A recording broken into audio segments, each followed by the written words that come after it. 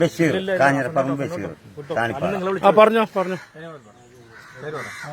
നിങ്ങൾ വിഷമിക്കണ്ട, നിങ്ങൾ പറഞ്ഞു, നിങ്ങൾ തുറന്നു പറഞ്ഞു നിങ്ങളുടെ പ്രശ്നങ്ങൾ പറഞ്ഞു.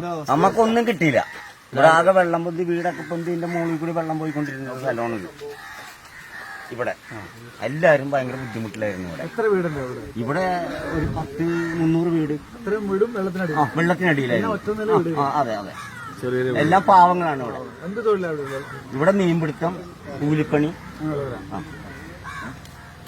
ബുദ്ധിമുട്ടായിരുന്നു, എല്ലാം കൊണ്ട് ബുദ്ധിമുട്ടായിരുന്നു.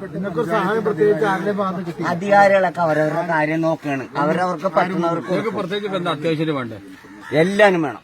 ഒന്നും വിചാരിക്കരുത് പറഞ്ഞാല്, എല്ലാരും വേണം. ഒന്നും വിചാരിക്കരുത് പറഞ്ഞാല് ആണെങ്കിൽ ക്ഷമിച്ചോളാം. മറന്നില്ല. ഇതൊക്കെ പഴയ മുണ്ടാണ് കൊടുത്തേക്കണം. ഒരു സഹോദരൻ തന്നാണ് എനിക്ക്. സർക്കാരിനൊന്നും അതാണ് തന്നതാണ്. ആണിടമ്പ് വിശ്വസിക്കണം.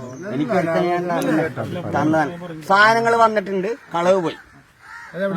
എല്ലാ സ്ഥലത്തുനിന്നും പോയിട്ടുണ്ട്. പറയാൻ പറ്റൂല, തല്ലിക്കുന്നളയും നമ്മള്.